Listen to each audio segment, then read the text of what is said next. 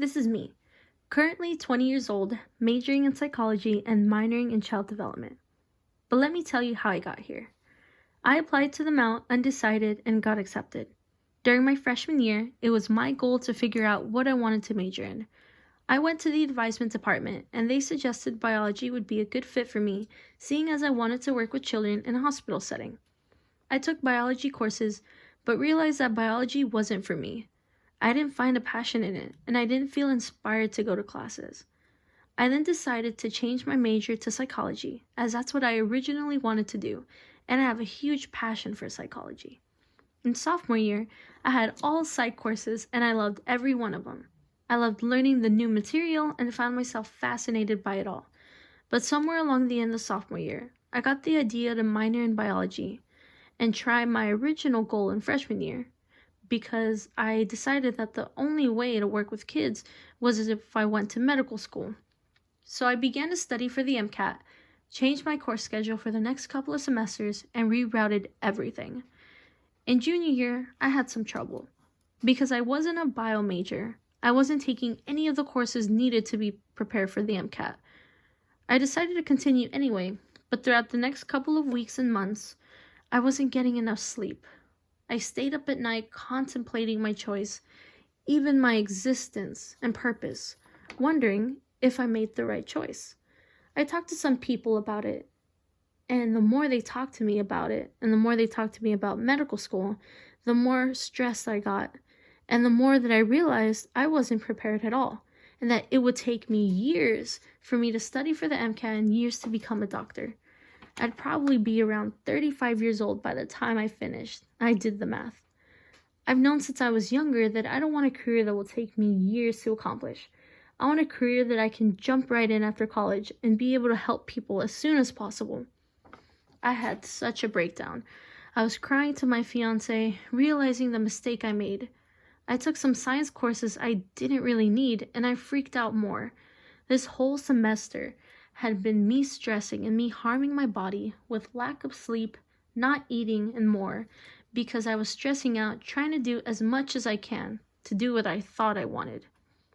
Everything that was happening right now was because of these two in my brain, the amygdala and the prefrontal cortex. Now, the amygdala is responsible for processing fear, threatening stimuli, input, and processing of emotion. Activation of appropriate fear-related behaviors are triggered by fear, anxiety, anger, and so much more. These sends out signals to release stress hormones for fight or flight. Now, the prefrontal cortex helps people set and achieve goals, as well as planning, complex cognitive behavior, personality expression, decision-making, and so much more. Now, during emotional reactions, both work well together to translate emotions into particular outcomes. Now, this character, or both of these, are from the TV show Courage the Cowardly Dog. This guy is named Courage. I decided to choose Courage as the amygdala because Courage is very scared and always deals with fight or flight. But regardless of his fear, he always does what he needs to save his loved ones. Now, this character is named Muriel. She's perfect for the prefrontal cortex because Muriel reminds Courage of how much she loves him and reminds him of everything they've been together, and these memories help Courage during fight or flight and helps him decide on what he wants to do. Now, the prefrontal cortex keeps on going and doesn't stop until it goes on a halt by the amygdala, therefore saving the day.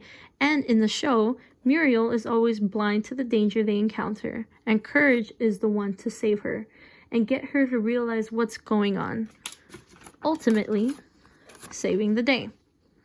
Now, the amygdala was responsible for my fear and my stress, as well as any anxiety I was having, because I was stressing out, realizing that this isn't what I wanted to do.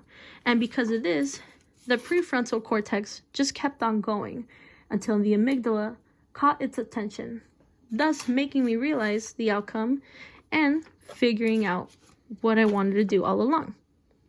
I kept realizing that all this time, I want to do what I started out with since freshman year. I want to be a medical social worker or a psychologist working in a hospital and helping children and adolescents.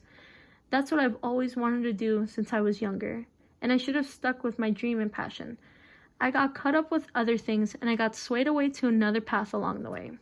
I'm happy I realized things earlier before my senior year.